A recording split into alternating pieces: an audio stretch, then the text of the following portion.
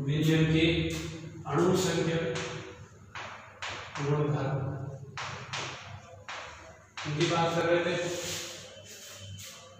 Basic बात कर चुके थे कि विलियम के अणु संख्या गुणधर्म कौन से होंगे। तो वे गुणधर्म जो विलियम में उपस्थित विलेय के अवयवी कणों पर डिपेंड करेंगे, उनकी संख्या पर डिपेंड करेंगे, केवल वही क्या होंगे, अणु संख्या गुणधर्म होंगे।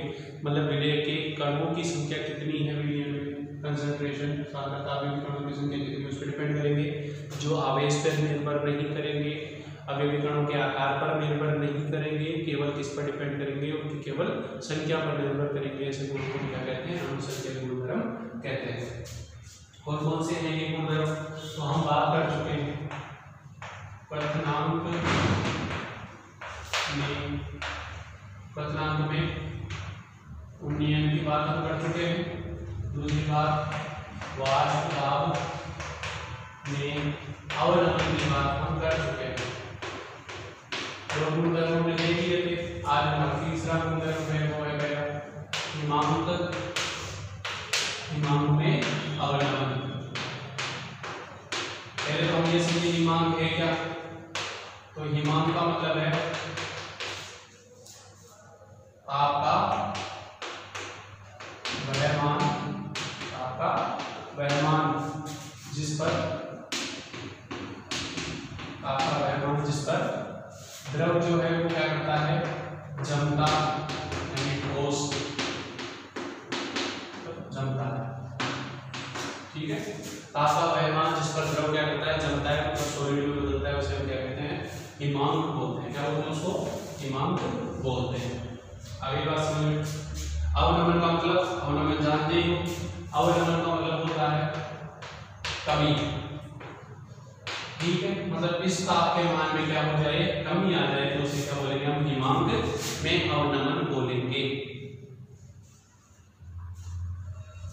देखो कैसे होगी कमी, मैंने लिया एक विलेय लिया एक, और क्या लिया, विलायक लिया, विलायक कौन है, बी, और इससे क्या बनाया, विलियन बनाया। ठीक है, आप इसका टेम्परेचर कम करते जा रहे हो, और ये जो विलेय है, विलायक है, वो कितने टेम्परेचर पर, TF टेम्परेचर के ऊपर ताप पर क्या कर जाता है, जमता है। तो इसका मतलब क्या हो गया, TF का ताप करीब किसमें, द्रव से किसमें बदल जाएगा, ठोस में। ठीक है, TF ताप पर ये क्या करता है, जमता है, ठोस में बदलता है। जब आपने इसमें क्या मिला दिया, विलेय मिला दिया, जब आपने इसमें क्या कर दिया, विलेय मिला दिया, तो वो क्या कर गया, विलेय, और माना जो विलेय है वो कितने टेम्परेचर के ऊपर, T0F टेम्परेचर ताप पर क्या कर रहा है, जमता है। तो जो हम अगर एक कैलकुलेशन करें नापें, तो क्या होगा, ताप के मान में क्या आएगी, विलायक की तुलना में विलेय का जो ताप होगा वो क्या होगा, कम होगा। समझ में आई बात, क्या होगा, ये कम होगा। कहने का मतलब ये है कि जो TF है वो सदैव ज्यादा रहेगा किससे, TF0 से। आगे बात समझ में कि TF जो है वो सदैव क्या रहेगा, TF0 से ज्यादा रहेगा। इसका मतलब क्या आ गया, कमी हो गई, अवनमन आ गया। कैसे आया अवनमन, तो विलायक में, शुद्ध विलायक में विलेय की कुछ मात्रा मिलाने पर क्या हो गया है, उसके हिमांक के मान में क्या आ गई है, कमी आ गई है। यही हिमांक अवनमन कहलाता है। हिमांक अवनमन किससे पता चलेगा, डेल्टी से। तो डेल्टी क्या होगा, डेल्टी होगा अपने पास में क्या होना चाहिए, डेल्टी को, तो डेल्टी अपने पास में होगा क्या, जो ज्यादा है उसमें से कम को घटा दो, मतलब TF माइनस TF0। TF क्या है, TF है विलायक का हिमांक, और TF0 क्या है, विलेय का, विलेय का हिमांक। TF0 क्या है, विलेय का हिमांक है। और ये क्या है, ये है हिमांक अवनमन। तो जो हिमांक अवनमन आया वो किससे बताया हमने, इसके। दूसरी बात एक और है, जैसे जैसे हम क्या करेंगे, ये हमने लिया एक बात, और इसमें पहले क्या बना हुआ है, शुद्ध रूप रूप से विलायक है इसमें। क्या है इसमें? शुद्ध विलायक भरा हुआ है, जैसे मान लो पानी भरा हुआ है H2। अब इस H2 का फ्रीजिंग पॉइंट यानी हिमांक बिंदु कितना होगा? 0 डिग्री सेल्सियस। अब जैसे हमने इसमें थोड़ा बहुत क्या मिला दिया? नमक मिला दिया। नमक क्या है? नमक है विलेय। तो विलेय जैसे ही मैंने मिला दिया इसमें, तो क्या आ जाएगा? जो ये 0 डिग्री सेल्सियस है ये घट करके कितना हो जाएगा? मान लो ये घट गया और घट करके कितना हो गया? माइनस में 0.5 डिग्री सेल्सियस हो गया। ठीक है। अब जैसे जैसे मैं इसमें नमक की मात्रा बढ़ाते जाऊंगा, ठीक है, वैसे वैसे ये मान क्या होता जाएगा? कम होता जाएगा। समझ में आ रही है बात? जैसे जैसे मैं इस पानी में नमक की मात्रा को बढ़ाते जाऊंगा वैसे वैसे ये वैल्यू क्या हो जाएगी? कम आती जाएगी। ये होल वैल्यू बढ़ करके क्या हो जाएगी? ये जो वैल्यू है वो क्या हो जाएगी? कम हो गई। चलो एक बात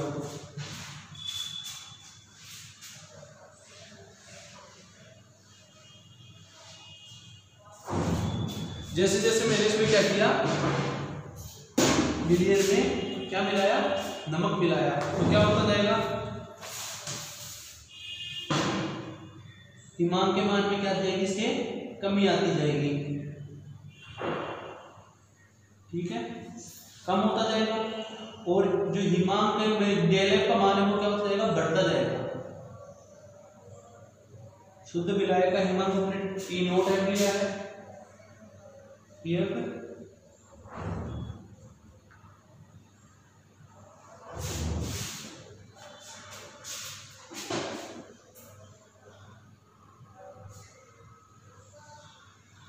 ठीक है, यही जैसे जैसे हम क्या करते जा रहे हैं इसमें विलायक की मात्रा बढ़ाते जा रहे हैं। जैसे भी हमने देखा था, क्या देखा था कि जो मैंने पानी लिया है उसमें क्या है? जैसे जैसे मैं नमक की मात्रा को बढ़ाते जा रहा हूँ, नमक की मात्रा बढ़ाते जा रहा हूँ, वैसे वैसे क्या होता जाएगा? जो हिमांक का मान है वो क्या होता जाएगा? कम होता जाएगा।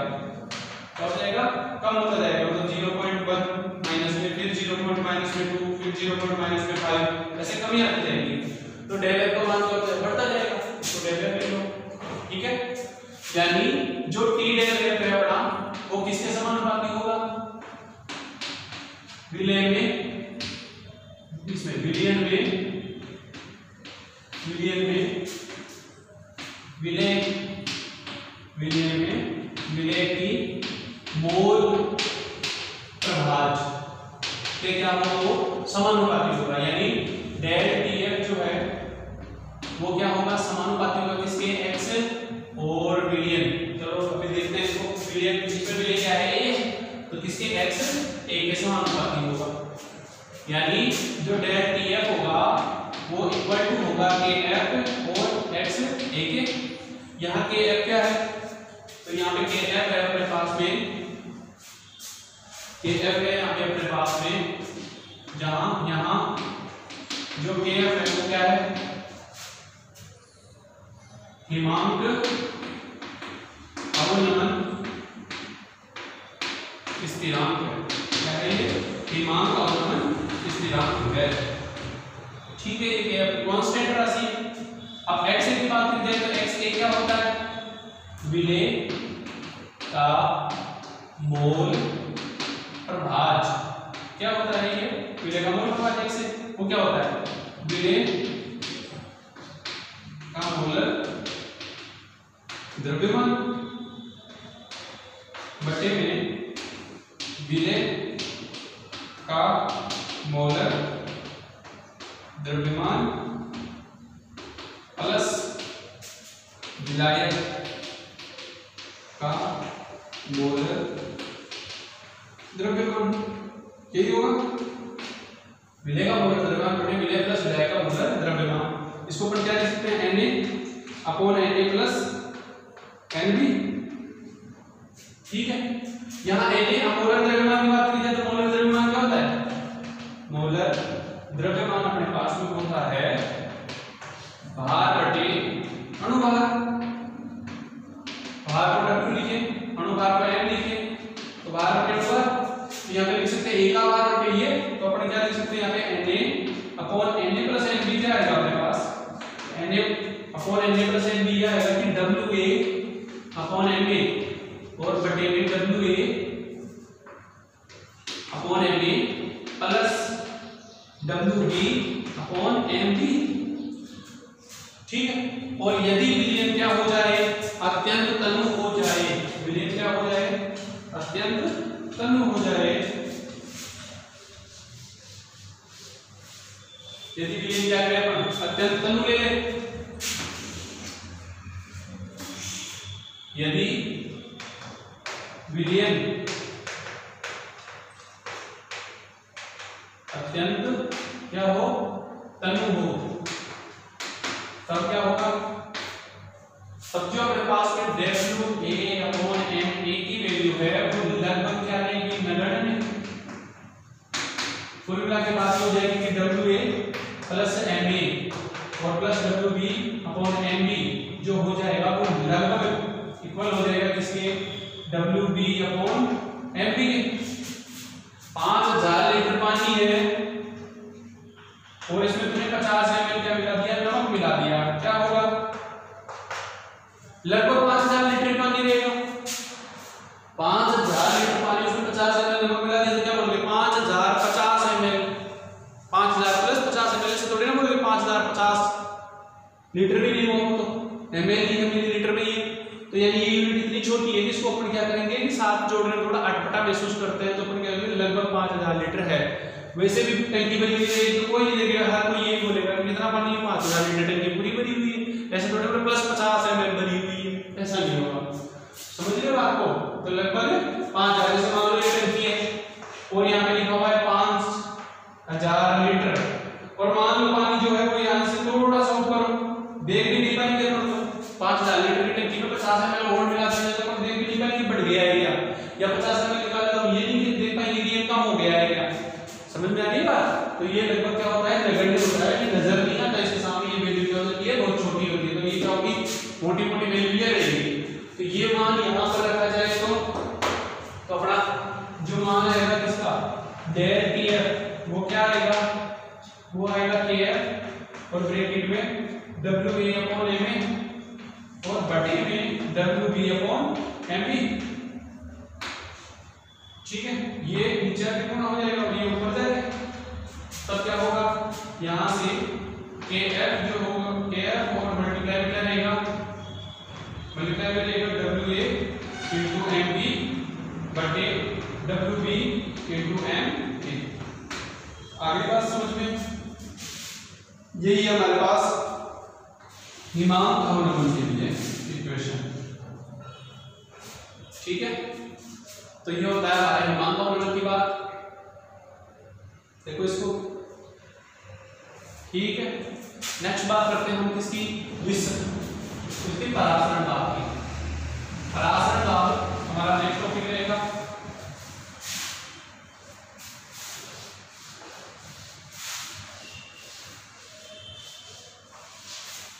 परासरण दाब, चौथा टॉपिक क्या है अपना, परासरण दाब। परासरण दाब को समझने से पहले हमें एक छोटा टॉपिक समझना पड़ेगा, विसरण। विसरण क्या होता है, विसरण, क्योंकि हमारे सामान्य परिस्थितियां जो होती है प्रकृति की, उनमें विसरण पहले रहता है, परासरण नहीं। विसरण की बात करें जाए, पहले विसरण क्या होता है, विसरण का मतलब होता है फैलना। समझ में आ रही बात, क्या बोलना, कुछ भी समझ लो। ये स्टैंडर्ड डेफिनेशन, स्टैंडर्ड वो नहीं है, ये सिर्फ एक डेवलप करी गई है, ऐसे कि फैलना है, बहना, इस टाइप का कुछ। इसको समझने की कोशिश करते हैं जरा। फिर देखो आपने क्या किया है, दो प्रकार से समझ सकते हैं इसको। पहले अपन एक लिक्विड में समझने की कोशिश करते हैं और एक गैसीय समझने की कोशिश करते हैं।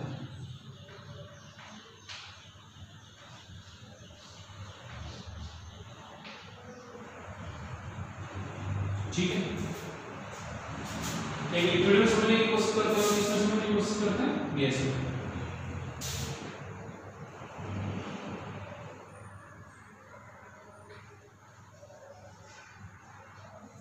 ठीक है, ये तो क्या है, एक पात्र है, क्या है ये, पात्र है। इस पात्र में क्या भरा हुआ है, पानी भरा हुआ है। क्या भरा हुआ है इस पात्र में, पानी भरा हुआ है। जब इस पात्र में पानी भरा हुआ है, क्या इस पात्र में पानी है। अब पानी का आपने क्या करी, यहां पर इंक की 2 बूंद मिला, 2 बूंद डाली इसमें इंक की। इंक मतलब स्याही की। जैसे ही स्याही की 2 बूंद डालोगे तो क्या होगा, बूंद इसमें गिरेगी और गिरने के बाद में थोड़ी से समय बाद में, t समय बाद में वो क्या करेगी, इस पूरे पानी के अंदर फैल जाएगी। समझ में आ गई बात? यही विसरण है। ऐसा क्या हुआ, पहले जब ये बूंद केवल इंक थी, केवल इंक थी, ये पहले केवल इंक जब थी, तब इसकी सांद्रता का मान बहुत अधिक था। सांद्रता मतलब प्रति इकाई आयतन में अवयवी कणों की संख्या, प्रति इकाई आयतन में अवयवी कणों की संख्या का मान क्या था, बहुत ज्यादा था, बहुत पास थे। जैसे ही पानी में गया और इसको मीडियम मिला तो इसने क्या किया, अपने आप को विचलित कर दिया। कहने का मतलब जो सांद्रता का मान है वो कम हो गया इसका, क्योंकि इतने बड़े आयतन में अब गिरे जाएंगे, जो कंसंट्रेशन की वैल्यू होगी वो कम हो जाएगी। कहने का मतलब इसने किया क्या है, इस पानी में जाकर के इसने क्या किया है, सांद्रता में कमी कर दी है, सांद्रता क्या कर लिया है, कम कर लिया है। अब प्रति इकाई आयतन में अवयवी कणों की संख्या कम हो गई है, स्याही में प्रति इकाई आयतन में अवयवी कणों की संख्या कम हो गई। मतलब विसरण है क्या, अधिक सांद्रता से इधर कम सांद्रता की ओर, अधिक सांद्रता से कम सांद्रता गमन करना या गति करना ही क्या कहता है कि ओर किसका, अवयवी कणों का क्या करना, गति करना, क्या कहलाता है, विसरण कहलाता है।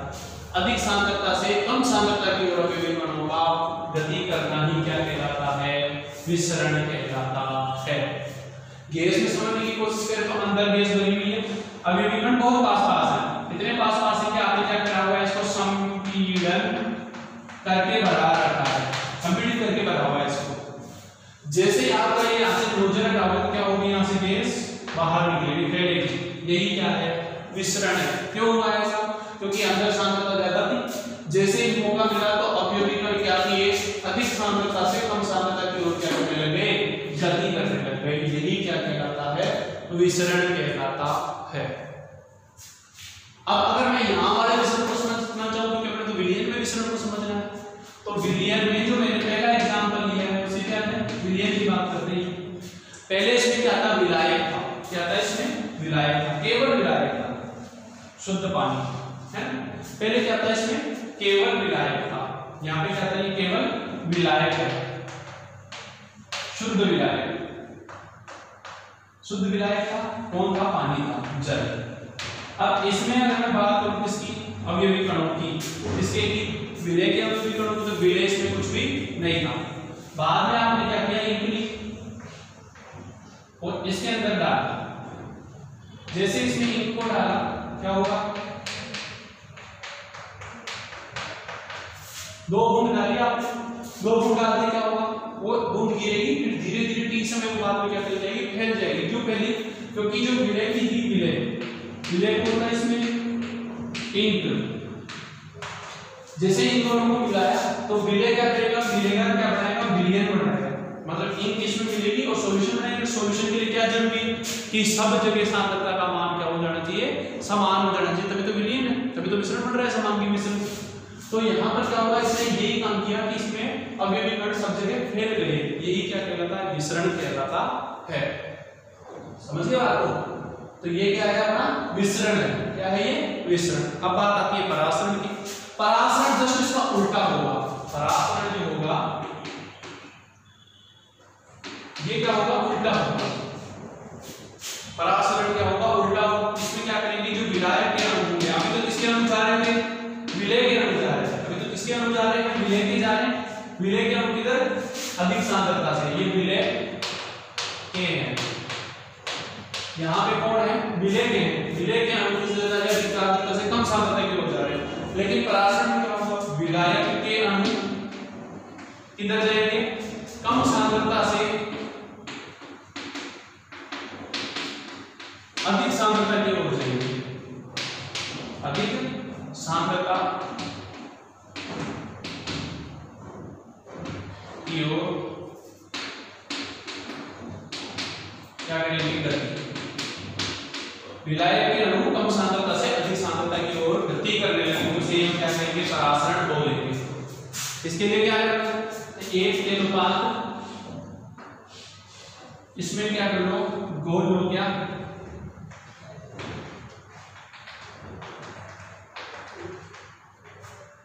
पानी रख दिया इसमें,